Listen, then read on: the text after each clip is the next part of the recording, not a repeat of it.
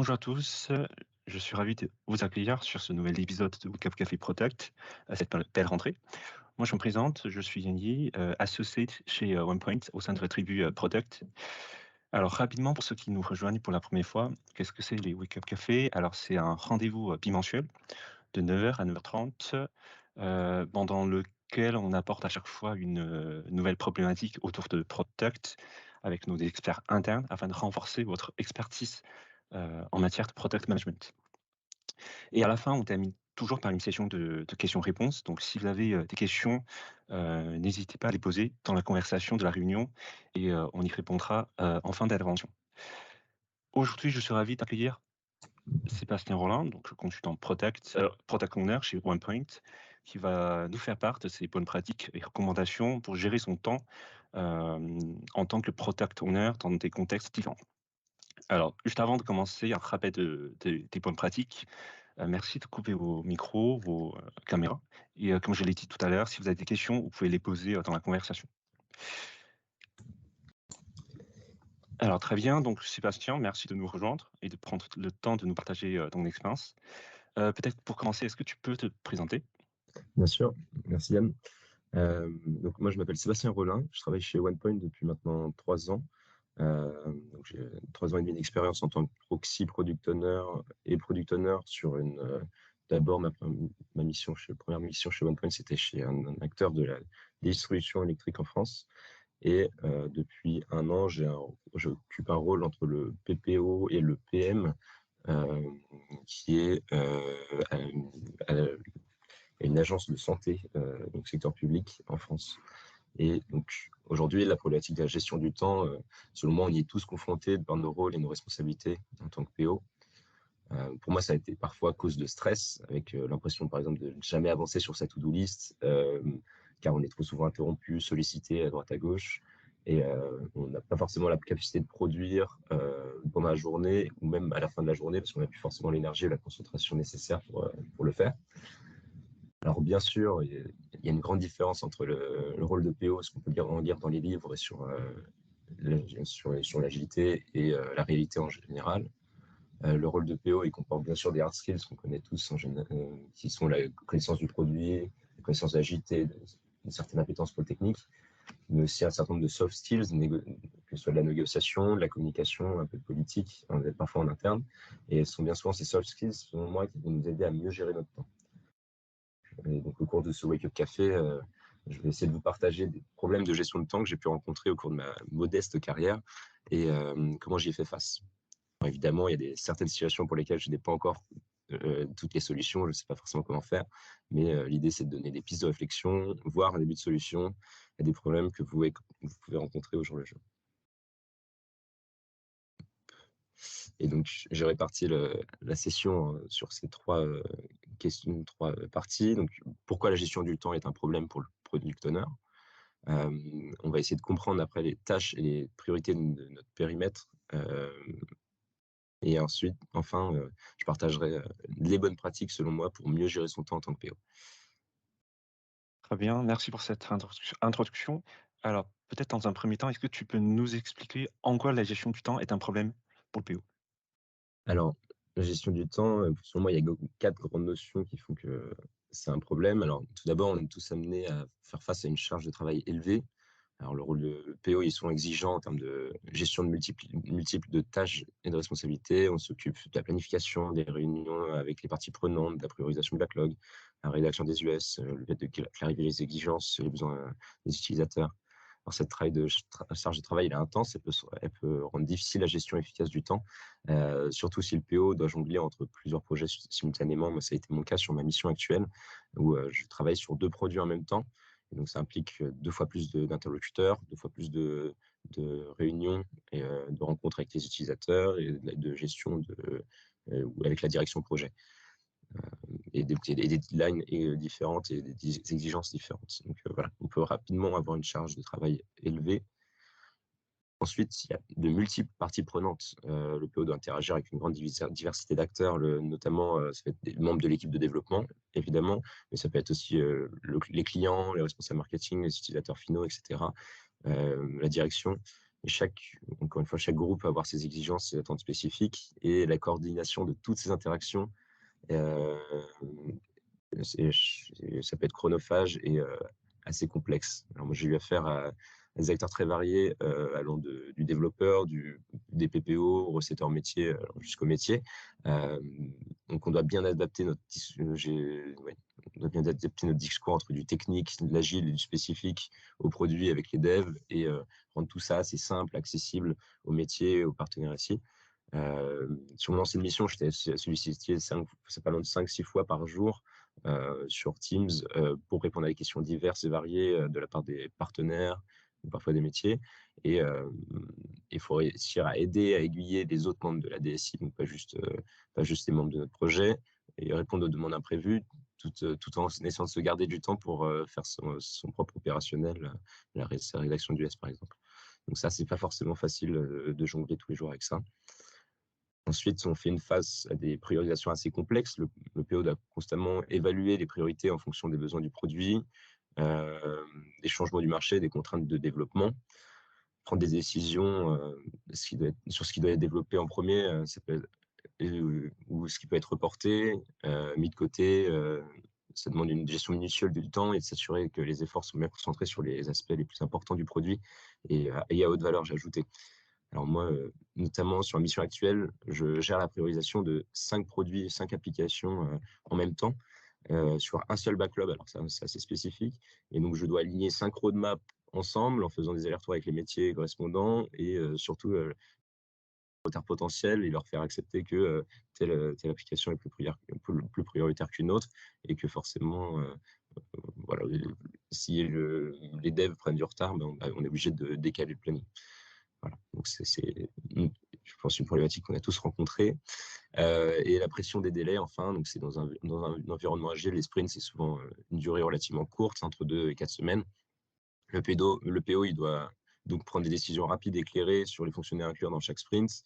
La pression des délais peut parfois conduire à des décisions un peu hâtives ou des compromis qui peuvent affecter la qualité du produit.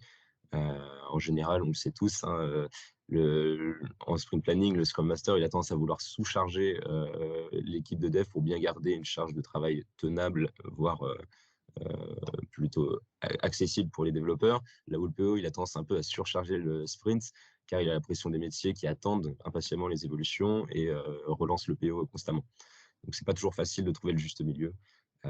Et selon moi, ces 4 problématiques font que le PO est bien souvent très sollicité et risque de ne pas remplir son rôle pleinement. Et c'était un peu mon cas sur ma ancienne mission. J'avais eu un peu de mal à trouver ce juste équilibre et à entre vouloir contenter tout le monde et pouvoir vraiment remplir mon rôle pleinement. Et donc, parfois, je manquais de temps pour certaines activités sur la rédaction du S, la priorisation, et surtout même, c'était plus sur la préparation de refinement. D'autre part, le PO, il peut risquer de perdre de vue son produit. On va peut-être avoir tendance à délaisser un peu plus des activités qui sont plus récurrentes et plus des activités de fond comme le discovery, le fait qui sont, le discovery qui est à faire non seulement en amont du projet, mais tout au long du projet, normalement. Et par exemple, on va avoir tendance à moins faire d'interviews utilisateurs. Et enfin, il y a un risque de surmenage hein, qui n'est pas uniquement spécifique qu'au PO, hein, mais avoir l'impression ce que je disais, l'impression de jamais avancer sur sa to-do list. Et ça peut être à l'origine de stress et d'anxiété, voire de burn-out dans certains cas les plus graves. Yes. Alors effectivement, PO, c'est un métier exigeant et donc dire oui à tout le monde, en espérant que ça ferait plaisir à tous les métiers n'est pas toujours une bonne idée. Et la notion de priorisation est en effet, primordiale dans la gestion du temps pour un PO. Donc maintenant, est-ce que tu peux, nous expliquer, concrètement comment tu identifies donc ces tâches prioritaires en fonction des différents contextes? Alors pour moi, c'est important de bien se rendre compte quelles sont mes activités en tant que PO. Ça va être vraiment spécifique à chaque projet, à chaque produit, à chaque contexte client. Alors, pour moi, la première chose, c'est bien comprendre les activités communes à tous les PO, hein, qui sont, je les rappelle, mais c'est pas le plus important selon moi sur ce slide, hein, c'est incarner la vision, donc porter une vision globale du produit, assurer son adéquation avec la trajectoire de l'organisation. Bien communiquer, donc partager au sein de l'équipe, mais aussi au-delà, et faire rayonner le produit au sein de la DSI, auprès des métiers. fédérer, donc développer un sentiment d'appartenance au sein de l'équipe, mais également avec différentes parties prenantes. Et puis être pionnier, donc avoir une notion d'acculturation, d'accompagner l'ensemble des parties prenantes vers les changements opérés et peut-être les initier aussi à l'agilité. Les métiers, ils ont tendance à pas être aussi éduqués que nous sur l'agilité. Et enfin, le fait d'être orienté utilisateur, donc adopter une démarche de conception produit centrée sur l'expérience utilisateur et être orienté business, c'est-à-dire comprendre les enjeux business afin de maximiser la valeur de l'entreprise, pour l'entreprise. Donc ça, c'est les activités communes à tous. Après, selon moi, il y a des activités beaucoup plus spécifiques qui vont énormément varier en fonction d'où en est notre produit. Donc, à quelle phase en est notre produit. Si c'est une phase amont, donc ça va être des activités plus de product strategy ou de product discovery. C'est ces activités-là qui vont prendre le plus de temps dans notre calendrier, dans notre semaine. Donc, c'est le fait de développer une vision produit, la confronter à la réalité du marché, aux utilisateurs en direct, avec beaucoup d'allers-retours, potentiellement construire des POC et construire un business plan pour le produit. Après, il va y avoir la phase plus en cours de réalisation, donc ça va être plus des activités de delivery et d'organisation qui seront le cœur de notre travail. Donc, se concentrer sur la roadmap, sur la bonne réalisation dans les bons délais et sur les livraisons continues. Et sur la partie organisation, ça va être plus le fait d'insuffler un état d'esprit produit, factualiser les décisions qu'on prend et appuyer la montée en maturité de l'équipe et des métiers aussi. Et enfin, sur la croissance, donc ça va être plus des activités de ce qu'on appelle growth, c'est voir comment étendre sa base d'utilisateurs et augmenter l'adoption via de nouvelles fonctionnalités, par exemple, et comment adresser un nouveau marché, de nouveaux segments, etc. Donc voilà, bien identifier, savoir où on en est, notre produit en est lorsqu'on le récupère, lorsqu'on arrive sur ce produit-là. Selon moi, ça permet déjà de déterminer une bonne partie de notre calendrier et le contenu de notre semaine. Et enfin, il faut bien faire des différences entre les activités du PO dans une petite organisation, une petite entreprise et une grande entreprise. En tout cas, de mon expérience, de ce que j'en ai ressenti, ça va pas mal influencer notre liberté et notre champ d'action. Pour moi, dans une petite structure, le PO il a un rôle assez important en product strategy et discovery. Il y a souvent des rencontres plus régulières d'utilisateurs, des tests d'ergonomie, du X, des POC. En général, l'utilisateur est plus accessible. Et il va y avoir un rôle important sur la dimension business du produit, donc la gestion des budgets, les chiffrages de rentabilité sur chaque fonctionnalité, etc. Là où en grande entreprise, ce que j'ai mis, c'est Scrum, Safe. C'est vrai que la petite entreprise ou la startup, le Scrum, souvent, c'est la méthodologie utilisée. En grande entreprise, ça va être il y a du Scrum, mais donc ça va être des fois de l'agilité à l'échelle. Donc, j'ai mis Safe, la plus connue. Et donc, ça va y avoir du coup un nouvel échelon qui va nous séparer du métier en général, qui va être le product manager, le PM. Et donc, c'est lui qui va récupérer un certain nombre de prérogatives du PO que le PO a dans la petite entreprise. Donc, il y aura le PO aura moins d'activités liées au discovery en général. Il y a une moins grande facilité d'accès aux utilisateurs. Donc, il y a moins la possibilité de faire d'interviews utilisateurs. Et ça va être plutôt remplacé par du cadrage métier ou avec quelques super utilisateurs et qui ne sont pas forcément ceux qui utilisent l'application. Et on va avoir aussi un rôle plus limité sur la partie business, car cela fait partie plus des prérogatives du PM, la gestion du budget. Et donc, pour surmonter ces défis, on va le voir, pour moi, il est essentiel de développer des soft skills, ce que je disais en intro, de gestion de temps, forcément, de communication et en prise de décision rapide et éclairée. Alors, si je me permets de résumer un peu, donc, je pense que ce qu'il faut retenir ici, c'est qu'il n'y a pas forcément de solution miracle. Par contre, c'est important d'adapter sa stratégie de priorisation en fonction du cycle de vie de son produit, mais aussi des contextes clients. Exactement. Voilà, donc maintenant, pour finir, est-ce que tu peux nous partager quelques tips, quelques bonnes pratiques pour mieux gérer son temps en tant que PO? Ouais, donc en tant que PO, il est essentiel de bien gérer son temps pour assurer le succès de son produit et répondre aux attentes des parties prenantes. Donc voilà, quelques conseils. Alors, j'essaie de résumer ça sur une slide à remporter qui est plus détaillée que les autres forcément. La première, on se répète, mais prioriser les tâches.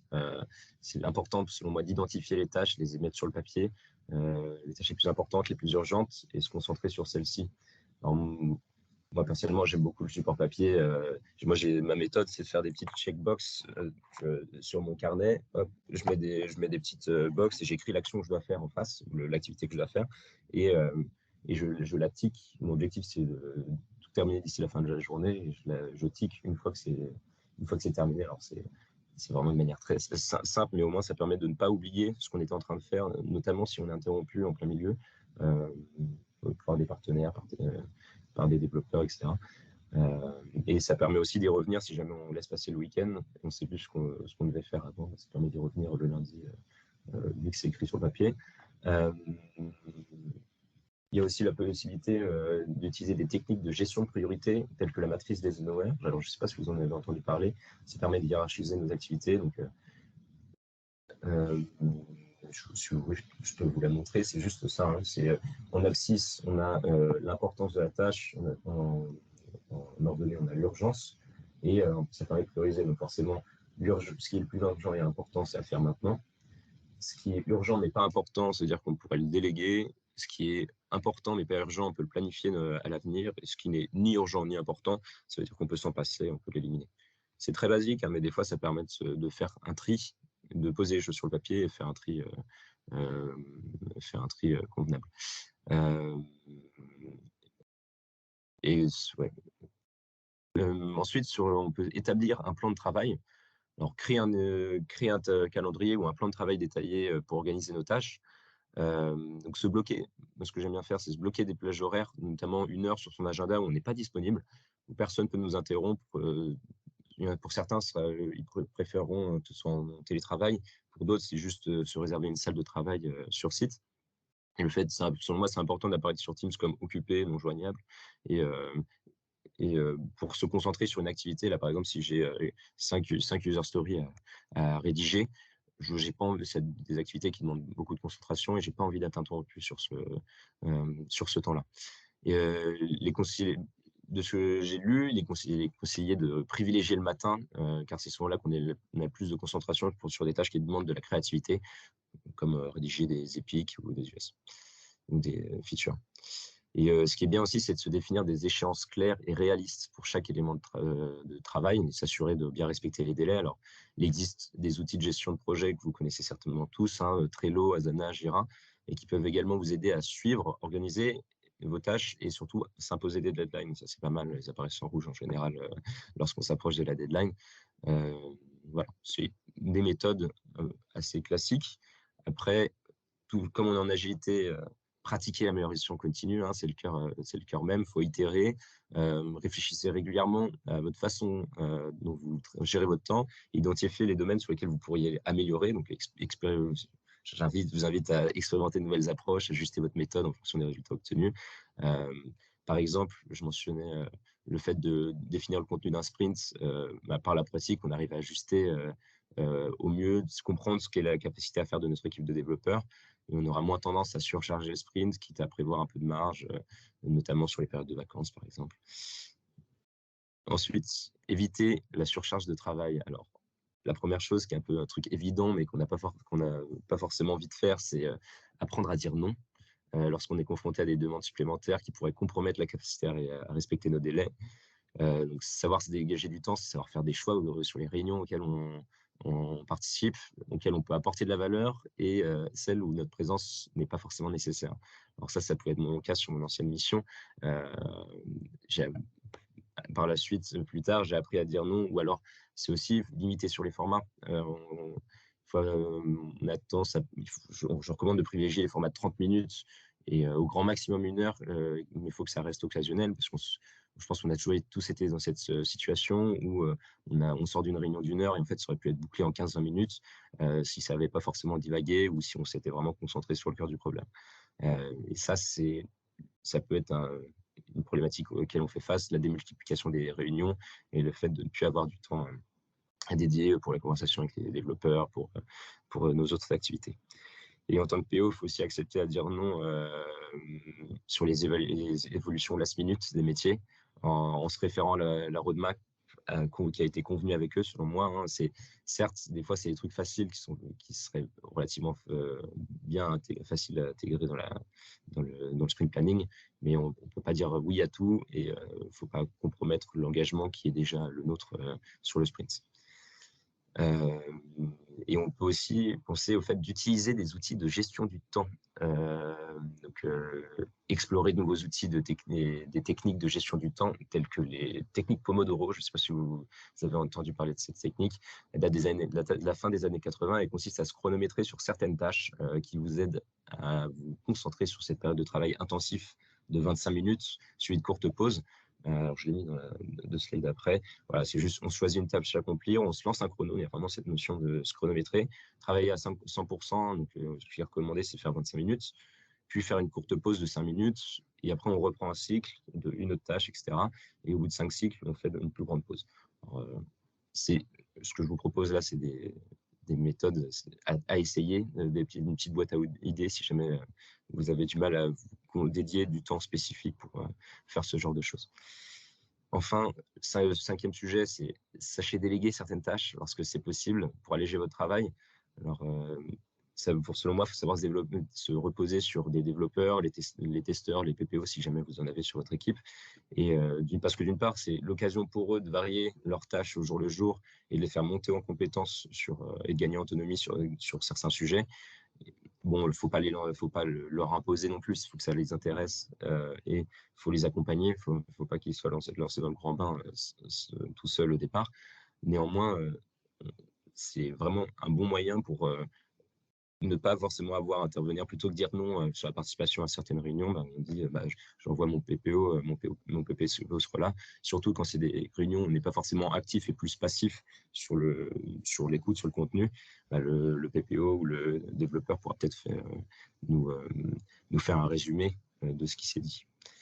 Enfin, communiquer efficacement. On en revient toujours là, hein, on l'a déjà dit pas mal de fois, mais assurez-vous de bien communiquer avec les membres de l'équipe Scrum, mais aussi avec les parties prenantes, les métiers, et de profiter des cérémonies agiles pour partager l'état d'avancement, discuter les priorités, et, aligner les attentes. Alors ça, c'est important pour éviter d'avoir forcément à réorganiser d'autres réunions en plus qui ne sont pas prévues dans le calendrier initial pour repartager au métier où on en est, etc. Donc, il faut s'assurer que déjà que les métiers viennent bien aux démos. Ça, c'est important. J'ai pu avoir le problème en mission où on se retrouve en démo sans métier. Ça la fout un peu mal. Et il faut savoir, du coup, bien communiquer en s'appuyant sur la roadmap. Et donc, ça demande parfois de faire de la politique entre différentes directions de projet pour faire patienter certains métiers. En effet, ce que je dis souvent, c'est que les métiers, ils ont tendance à vouloir tout de suite et toutes leurs évolutions sont prioritaires. Alors, à partir de ce moment-là, il n'y a plus aucune priorité si tout est prioritaire. Et donc, ça pose d'autant plus de problèmes lorsque le développement est en retard. C'est le cas sur ma mission actuelle. Le prestataire qui s'occupe du développement a pris quasiment un an de retard. Et donc, on doit faire la politique et faire accepter via la roadmap que même si toutes les applications sont en retard, on mise tout sur l'application principale, l'application la plus attendue par les métiers. Et certes, on repousse le calendrier sur les autres applications. Je vais essayer d'accélérer rapidement, hein, j'ai presque fini, hein, mais il faut aussi penser à une communication claire, ouverte, et ça peut éviter des malentendus et des retards inutiles. Alors, selon moi, il faut anticiper un maximum les grandes fonctionnalités ou ce qui implique énormément d'acteurs pour pouvoir qu'ils s'accordent tous ensemble au plus tôt. Alors, j'ai eu un problème comme ça avec mon ancienne mission sur un sujet d'anonymisation des données personnelles où les architectes ont mis un veto sur le choix de la solution finale alors qu'on avait travaillé dessus depuis presque 6 mois. Et du coup, on a dû reprendre le process au début en incluant un peu plus les architectes. Alors, ils faisaient partie de la boucle initiale, sauf qu'ils n'étaient pas acteurs sur la boucle initiale. Et du coup, on a dû reporter cette partie d'anonymisation de la base de données au risque de se faire redresser par la CNIL. Voilà, impliquer tout le monde tout de suite, tous les décideurs au plus tôt, bien les faire valider, quitte à les faire valider par écrit au plus tôt. Ça permet aussi d'éviter de perdre du temps par la suite et de devoir décaler des plannings. Et donc, pour conclure, une bonne gestion du temps en tant que product owner, ça nécessite une planification préalable, une bonne priorisation judicieuse, une communication efficace et une capacité à s'adapter aux imprévus. Et avec avec de la pratique itérative, hein, on est en agilité, vous pourrez améliorer votre efficacité et votre productivité en tant que product owner et ainsi réduire les risques de stress. Merci Sébastien pour cette conclusion. Alors, il nous reste quelques minutes pour prendre éventuellement une question. Alors, je vois que, enfin, si je lis dans l'ordre, il y a une question de Clément. Est-ce que tu as une astuce pour obliger les métiers à prioriser? Ouf, pas facile. Alors, astuce, pour, les obliger à prioriser? Moi, je leur donne pas le choix en général. Dans tous les cas, il y a plein de méthodes de priorisation qui existent. Peut-être la plus connue, c'est WSJF, donc Wait for Shortest Job First, ou de dire ce qui est à priorité égale, à poids égal. À priorité égale, on va comparer le poids et ce qui est le plus facilement faisable, on va le faire maintenant. Alors de là, à leur vraiment imposer, bah, dans tous les cas, ils peuvent bien comprendre, comme tout projet, hein, on n'est pas, c'est pas nouveau avec l'agilité, hein, comme tout projet, on peut pas tout réaliser tout maintenant, et du coup, faut y aller petit à petit. Non, j'ai pas de, pour moi, c'est quasiment tellement évident que on ne devrait pas avoir à leur expliquer. J'ai pas forcément une meilleure réponse que ça à t'apporter. Ça Si marche. quelqu'un a la conversation à mieux, je suis preneur aussi, hein. Alors, on a encore plusieurs questions. Ce que je vous propose, c'est enfin, si vous avez d'autres questions, n'hésitez pas à poser les questions dans le chat ou alors dans le post LinkedIn et on y répondra dans un deuxième temps. Là, je vois qu'il est 29. Alors, juste avant de terminer, donc le prochain Week Up Café aura lieu le 28 septembre. Donc, d'ici là, vous pouvez déjà vous inscrire via notre page d'inscription sur notre page OnePoint. Et sinon, ben, merci à tous pour votre présence. Merci surtout à Sébastien d'être venu pour nous partager ton expérience. Merci à Et toi, Ben. on se retrouve ben, du coup dans 2 semaines. Très bien. Merci à tous. Merci Mais Yann, merci Sébastien. alors, Bonne journée. bonne journée. Ah oui, il y a plusieurs questions auxquelles j'ai pas forcément répondu.